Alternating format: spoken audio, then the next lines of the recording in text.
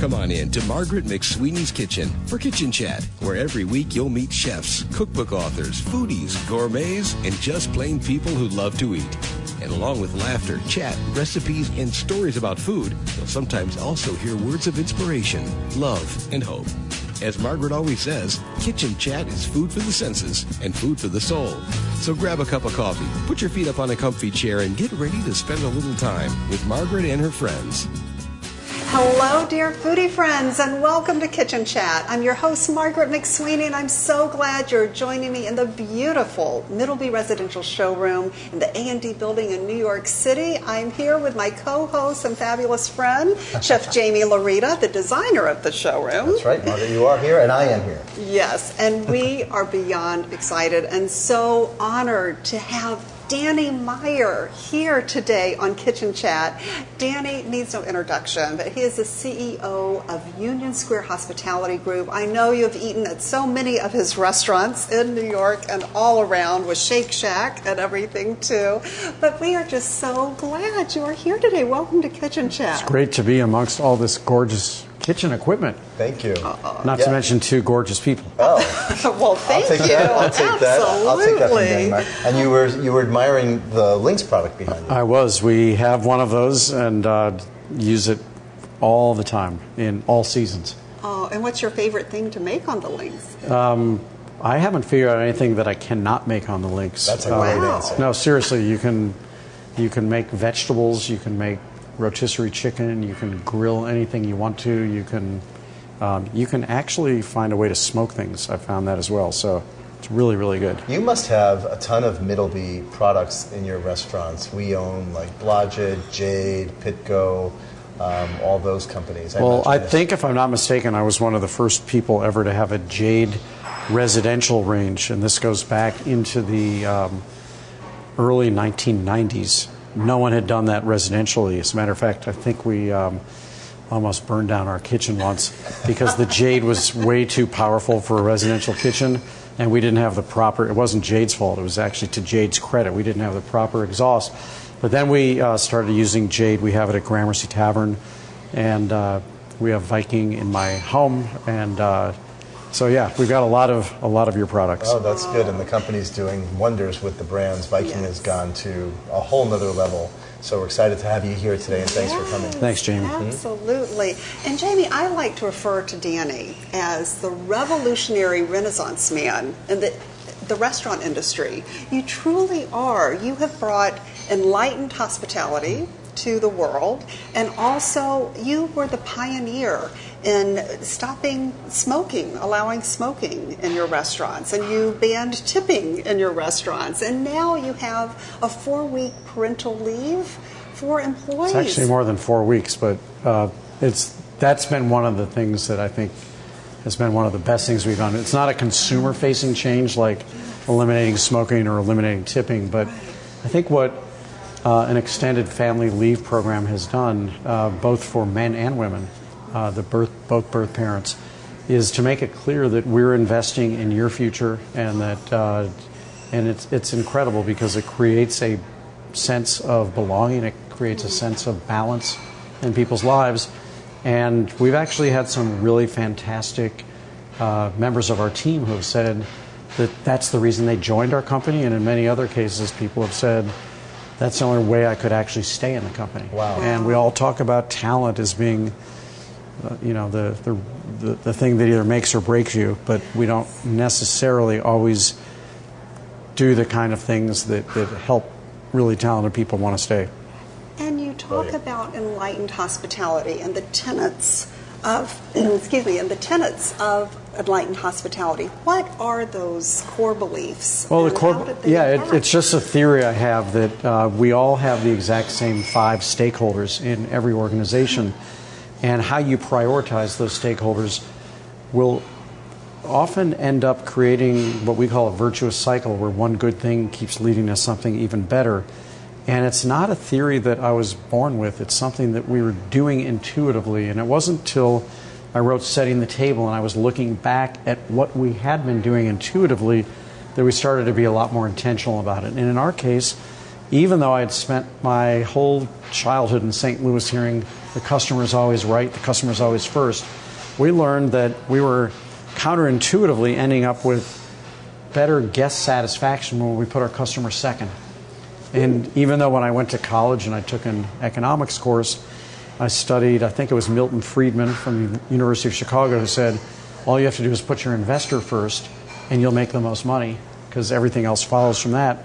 And I found counterintuitively we were putting our investor fifth.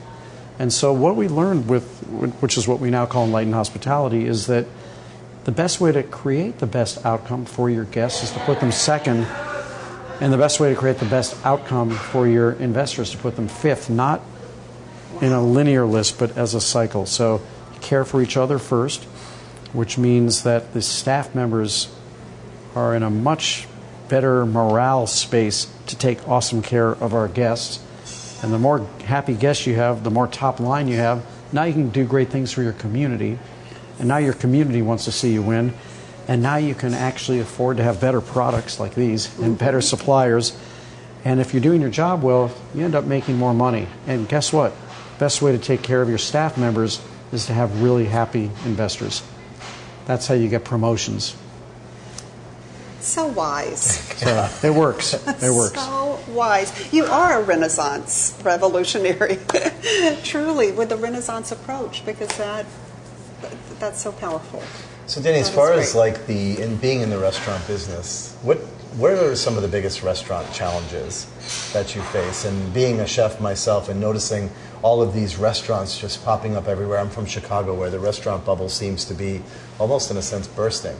What do you think are some of the challenges in the restaurant industry today? I think the biggest challenge is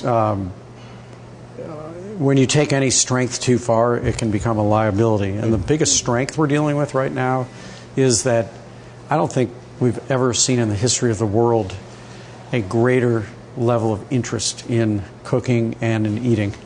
And, you know, I don't have any way to measure this, but let's say the world started out with people who ate to live, and then over time it's graduated to some people who actually live to eat. Right. And I think we have more of those people today probably than we've ever had before. And there are more different ways you can eat really well than ever. You know, when I grew up, you either cooked at home, which was kind of like 90% of the time, or you went out to a restaurant. Right. I do remember when you could get pizza delivered.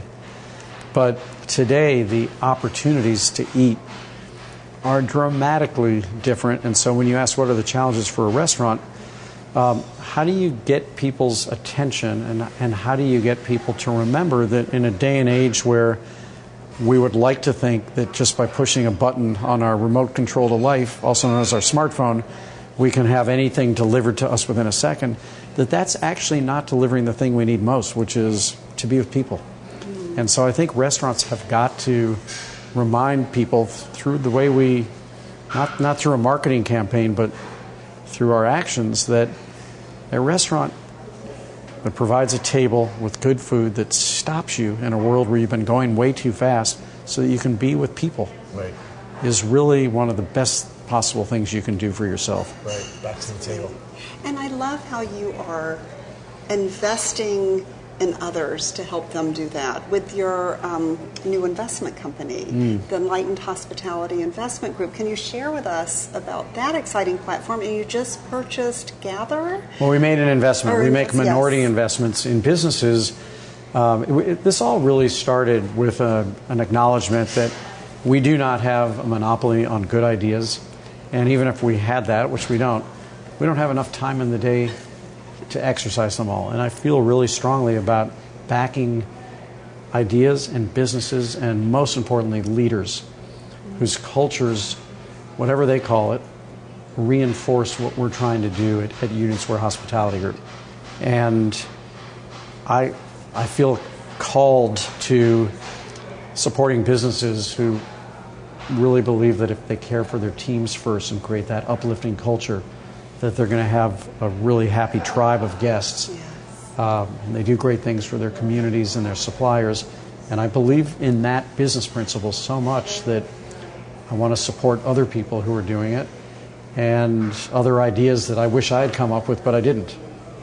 That is great. And so there's a bunch of, we've already made our first 6 investments with Enlightened Hospitality Investments. Gather is one of them. As a matter of fact, the name itself describes what I was just talking about, which is it's software that helps restaurants to create gatherings for people to come together in larger groups than we 3 might go out to dinner. So it could be a private dining room, it could be an event, but it creates a marketplace also so that when you want to have an event that's larger than going out to dinner for a reservation for 3 or 4, you can actually see where those private rooms are available. That has historically, for some reason, not been available to people.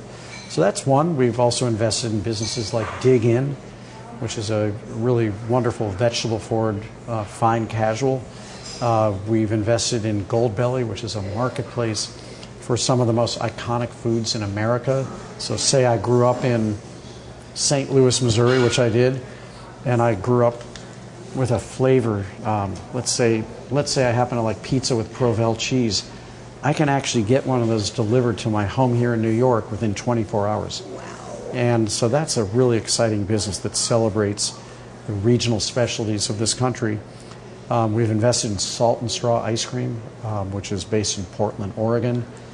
Great ice cream and a great experience of going to their ice cream places. And even before we had this fund, we invested in Tender Greens, which is a wonderful business based in Los Angeles that way beyond just greens has really restaurant quality food being made accessible to a lot more people for a lower price. I'm speechless. I mean, I am in awe of all that you are doing on so many platforms and so many levels. Oh, and I forgot to mention Joe Coffee, a wonderful third wave coffee business based here in New York City.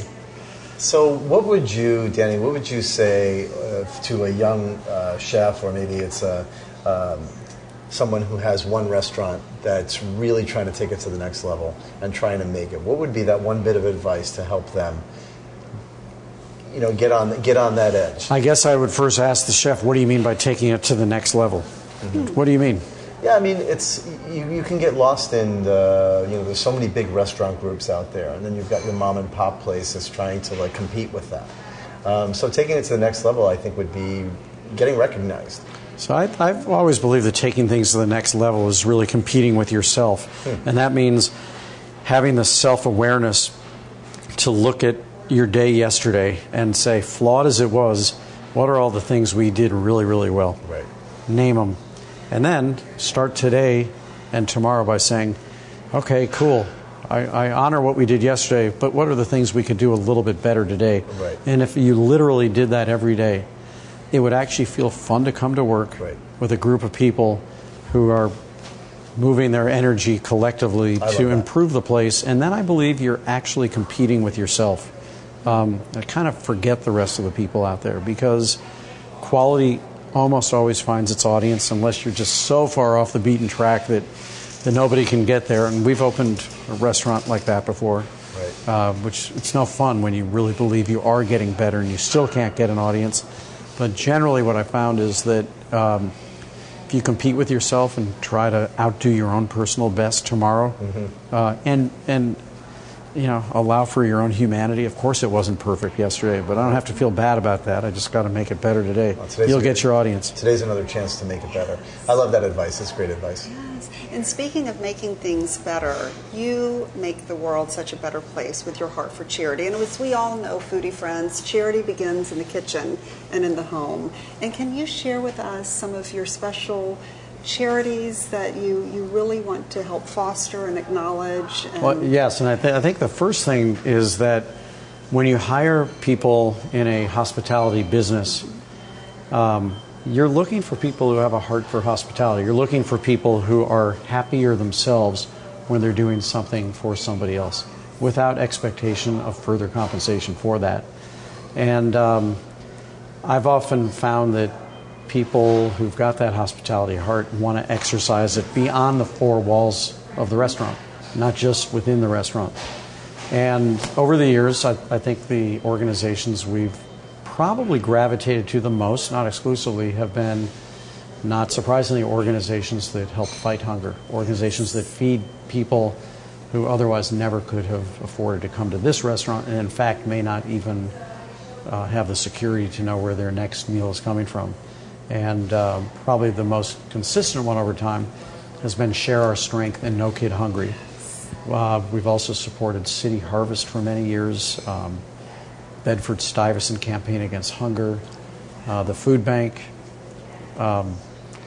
We've also done work that uses our ability to feed people in some non-traditional ways. For example, feeding the hospice unit on a weekly basis at Beth Israel Hospital for years, where volunteers from one of our restaurants, we would rotate through it, every Tuesday night would cook a meal for the hospice patients and their families. That's amazing. And in many cases, this may have been the last good meal someone had in their lives. And when you see the smile and you see how the families who haven't seen their loved one smile, and you see what the power of good food and hospitality truly is, and then you take these 3 people who volunteered back to the restaurant, they understand the meaning of what they do. I need a tissue box. Kitchen chat tears are being shed right now, folks. This is...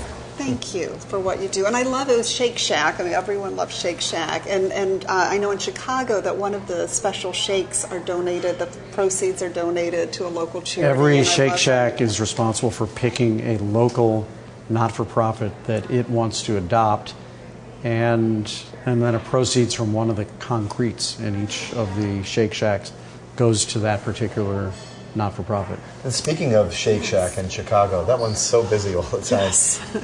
You guys are adding on another, is it a chicken parmesan sandwich that's going on the menu there? Right? Well, we've had a chicken shack on the menu now for a couple of years, and it's one of my favorite things. It's out of this world. And we use that as a base. We've made hot chicken sandwiches before. We've made chicken parm once or twice before. I love good chicken parm. It can be good. It's got to be good. It can't be bad. That's the thing. But I love how the Shack team is just always innovating and trying something a little bit new. Let's go behind the scenes a little bit, with the Shack team. How does that get done? Is it a big ordeal? Or? No, it's not a big ordeal. We have an innovation kitchen, which is in the West Village of Manhattan, and that's where we're constantly trying new recipes, and we try them out at that actual shack. So if you want to see what might or might not be coming down the pike, you can go there. It's never bad. Sometimes it's brilliant, and sometimes of the brilliant things, one of them actually sticks. Right.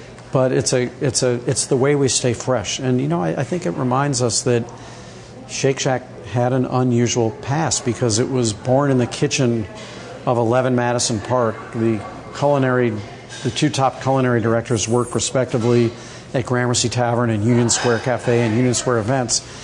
The COO of the company was in charge of operations at all of our fine dining restaurants. The supply chain head was doing supply for the Modern. So Shake Shack's origins were in fine dining restaurants, and they've had to, over the years, learn the systems that make them successful as a public company. Right. But that's a lot easier in a certain way than having a pre-existing set of systems and then trying to retrofit that fine dining mentality into it. Right.